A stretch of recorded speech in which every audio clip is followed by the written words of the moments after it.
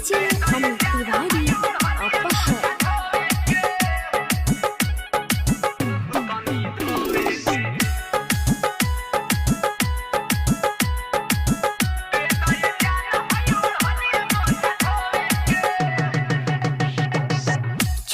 चैतवा में गर्मी होता ज्यादा हो, हुई पसीना दहिया भीग जाता आधा हो।